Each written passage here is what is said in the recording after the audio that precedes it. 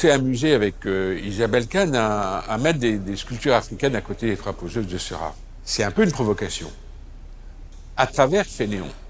Comment ce personnage, qui a une mobilité absolument incroyable dans ses choix, dans ses regards, etc., peut passer des poseuses de Seurat aux poseuses africaines. Et pour lui, probablement, ça avait la même qualité. Pour lui, les arts africains, c'était aussi une révolution dans la façon de percevoir les choses, dans la façon de traduire les formes.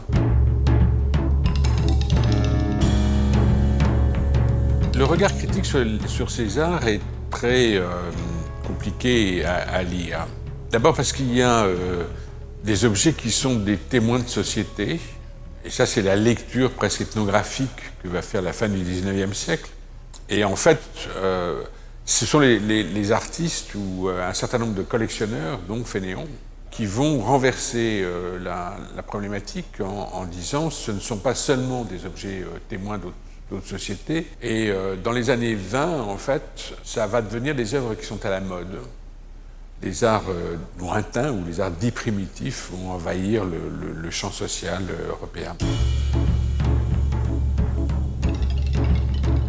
Fénéon. Il est important pour Orsay et l'Orangerie parce qu'il est un des grands critiques d'art de la fin du XIXe siècle. Et pour le musée du Quai Branly, ça a été aussi une référence puisqu'il va publier en 1920 ses interviews qui posent la question des arts primitifs au Louvre. Et au moment où on a créé le musée du Quai Branly, c'est aussi le moment où ces arts primitifs sont enfin rentrés au Louvre. Donc Fénéon était un fantôme invité du musée du Quai Branly qui a été une référence pour nous. Et ce que les gens avaient beaucoup oublié, c'était la collection Fénéon. C'est un extraordinaire collectionneur. La collection a été dispersée, il a voulu qu'on l'oublie. Ça a marché pendant des années, on l'a oublié pendant des années.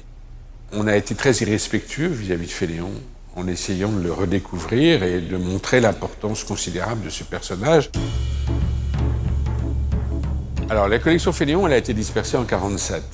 Il y a une première vente que Fénéon organise de sa collection en 1941, dans lequel il vend un certain nombre de dessins et des tableaux de Seurat, entre autres, parce qu'il est malade et qu'il a à payer ses soins. Et quand sa femme meurt en 1947, en fait, son testament indique très très clairement que la collection entière doit être vendue et que l'argent doit être donné à l'Université de Paris pour créer un prix double d'un jeune auteur, moins de 35 ans, et d'un jeune artiste aussi, moins de 35 ans. Et ce prix Fénéon existe toujours. Il est toujours donné chaque année à un jeune artiste ou à un jeune écrivain.